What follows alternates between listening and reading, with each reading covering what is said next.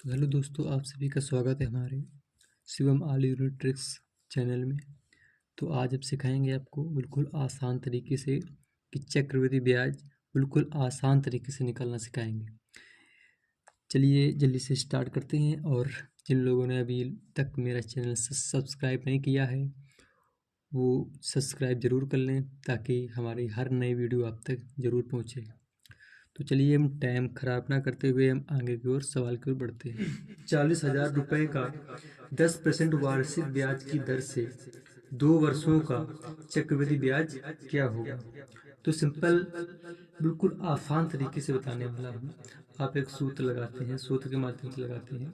उस सूत्र की आपको कोई भी जरूरत पड़ने वाली नहीं है। मैं इतनी आसान तरीके से बताने वाला हूँ। सिंपल क्या करना है कि हमें 40,000 मूलधन दिया है तो हम सिर्फ 40,000 मूलधन यहाँ पर लिख लेंगे। लिख ली। अब लिखने के बाद क्या करना, 10% वार्षिक ब्याज। अब हमें इसी का मूलधन का 10% वार्षिक ब्याज निकाल देना है। और 10% 40,000 का निकालेंगे तो नीचे 100 आ जाएगा, परसेंट हट जाएगा।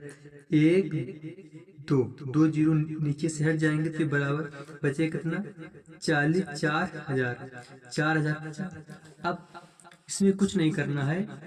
अब 2 वर्ष दिया है, जब 2 वर्ष दिया हो या 3 वर्ष दिया हो तो सिंपल क्या करना है, मैं 2 लाइन खींचना है, एक ऊपर एक नीचे और एक ये। 2 वर्ष में जब दिया हो तो बस इतना काम करते हैं, इतने से हमारा चक्रवृद्धि ब्याज जो है वो निकल आएगा। कैसे, अब ये सिंपल जो 4,000 निकल के आया है इसको यहाँ पर हम लिख देंगे 4,000 और इसको हम लिख देंगे यहाँ पर 4,000।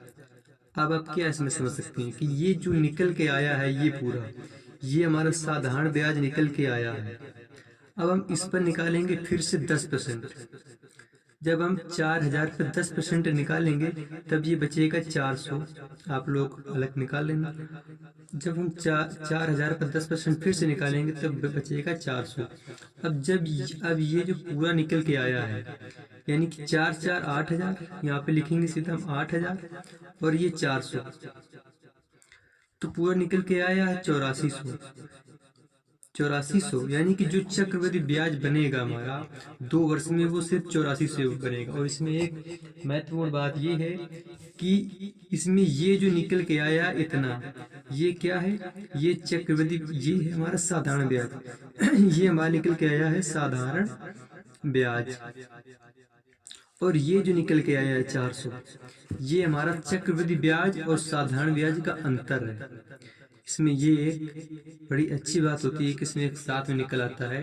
ये 400 जो निकला है ये चक्रवृद्धि ब्याज और साधारण ब्याज का अंतर निकला है। तो सिंपल हमको निकालना कि क्या था, चक्रवृद्धि ब्याज क्या होगा, तो वो हमारा निकल के ये 8400 आ गया। 8,000 रुपए का 5% वार्षिक ब्याज की दर से 2 वर्षों का चक्रवृद्धि ब्याज तथा साधारण ब्याज का अंतर क्या होगा।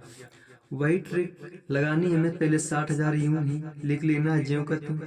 जैसे ही हमने 60,000 लिखा फिर हमने देखा कि दर कितने परसेंट दी गई है और इसी का हम 5% दर दी गई, 5% दर निकालेंगे। ये यहाँ से तो हट जाएंगे जीरो और इसका साथ में गुणा हो जाएगा, 5 छक्का 30, 30 और 2 जीरो ये, यानी कि 3,000 निकल के आ गया।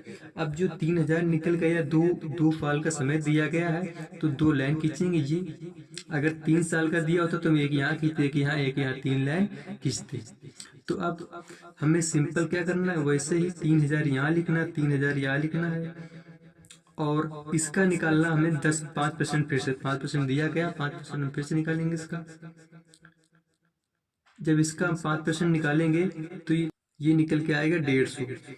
इस ये यहाँ पे 2 जीरो कट जाएंगे, 100 से कट जाएंगे और 5 30 पंचे 150, 150 निकल के आ जाएगा। अब हमने बताया था कि इसमें 2 ही चीज मेन होती हैं कि ये जो निकल के आया है ये पूरा यहाँ से यहाँ तक ये निकल के आया है साधारण ब्याज, और ये जो पूरा निकल के आया है यहाँ से यहाँ तक, अगर हम इस पूरे को जोड़ देंगे तो ये हमारा चक्रवृद्धि ब्याज हो जाएगा पूरा।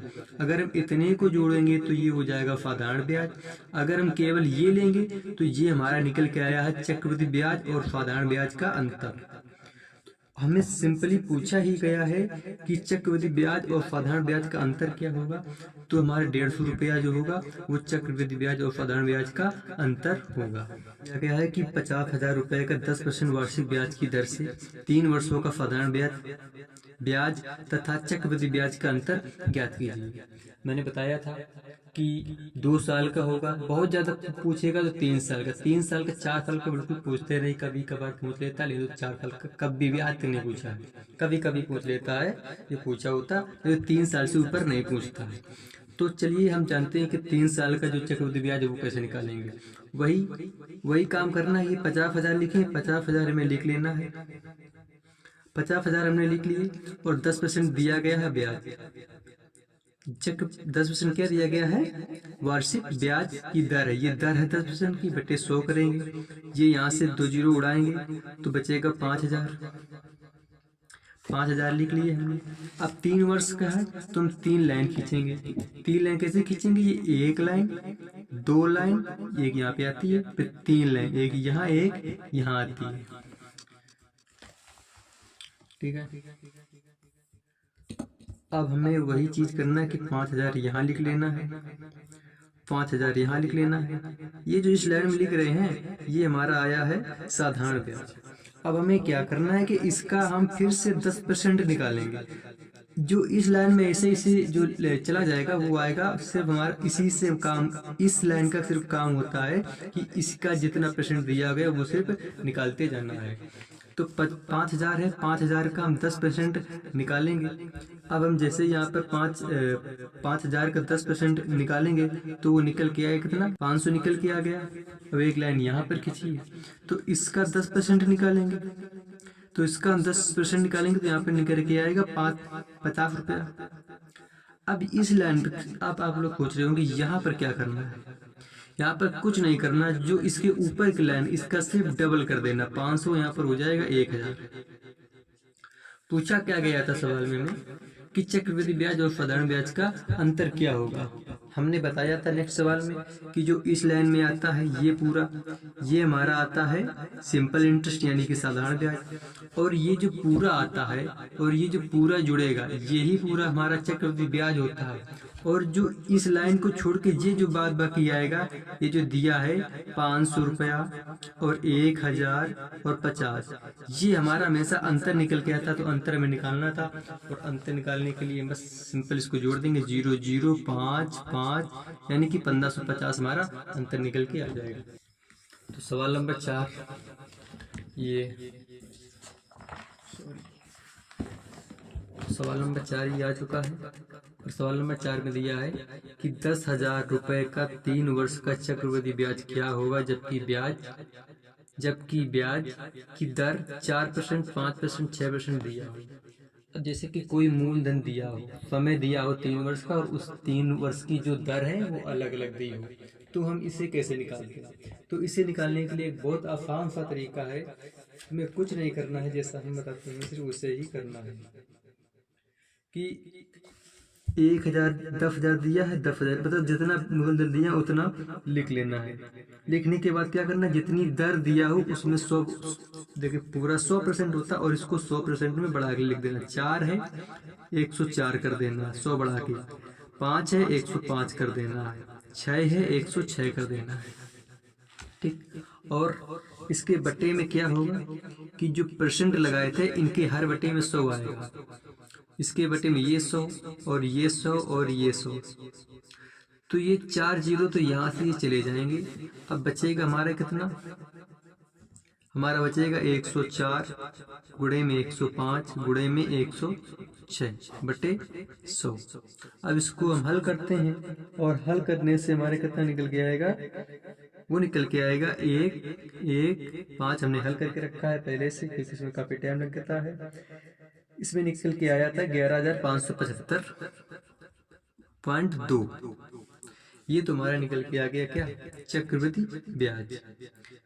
अब करना क्या है कि इसको घटा देना, घटाने से कितना बचेगा 1575।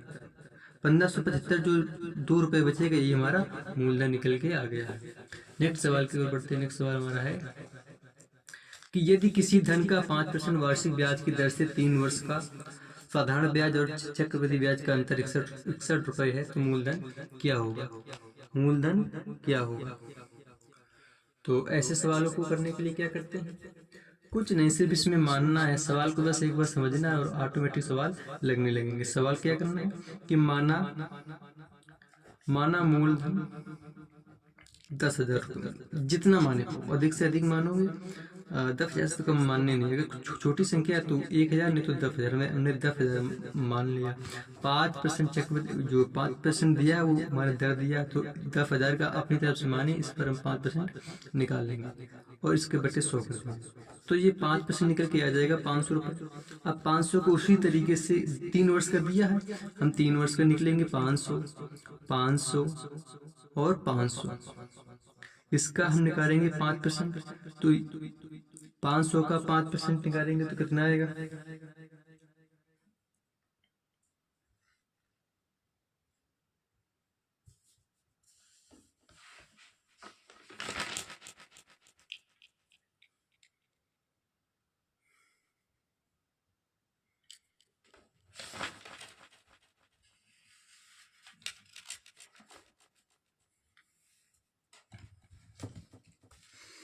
हमने लिख लिया है।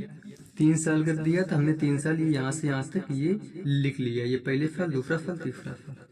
अब हमें क्या करना है कि जो 500 दिया है और इसको 500 के में निकालना है 5%, तो 500 का हम 5% निकालेंगे तो ये आ जाएगा 5×5 25 और 2 कट जाएगा 5×5 25।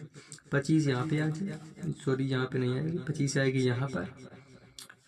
हम इसको सोच रहे थे, ये नहीं है, यहाँ से है, तो 25 तो यहाँ आ जाएगा और इसका हम करेंगे दूना तो ये 50 हो जाएगा और इसका हम 5% निकालेंगे तो ये कितना निकल के आ जाएगा? तो ये निकल के आ जाएगा। हम निकाल रहे हैं, इस रफ कॉपी पे दिखा देते हैं कैसे निकालेंगे। 25 का हम 5% निकालेंगे, 25 का 5% निकालेंगे तो 25 चौको 100, यानी कि 5/4 का मतलब होता है 1 और 4 एक कम 4 और बचेगा 1 दशमलव, तो दशमलव लगाया 10 हो गया, 4 दूनी 8, बचेंगे 2, फिर 4 पंचे 20, यानी कि 1 पॉइंट यहाँ पे जो निकल के आएगा 1.25 निकल के आ गया। अब अंतर, इसने अंतर पूछा है, अंतर जो दिया है वो हमारा अंतर कितना निकल के आया, इसे हम जोड़ेंगे। 25, 50, 75, एक 76.2 रुपये, 76.25, तो 76.25 जो दिया है वो दिया है 61 रुपये, क्योंकि 61 रुपये के बराबर है। अब इसको हम बराबर कर लेंगे तो एक बराबर होगा 61/76 रुपये 2.25, मतलब 2.5, और जो हमने 10,000 मूलधन माना था उसको हम यहाँ से गुणा कर देंगे। गुणा करने से हमारा मूलधन निकल आएगा। गुणा करेंगे, काटा पीटी मचाएंगे, आप आंसर। ये है एक होमवर्क सवाल, ये हमें कमेंट बॉक्स में बताना है। 60,000 रुपये का 20% वार्षिक चक्रवृद्धि ब्याज की दर से 2 वर्षों का ब्याज जो है, यानी कि चक्रवृद्धि ब्याज, वो क्या होगा, ये कमेंट बॉक्स में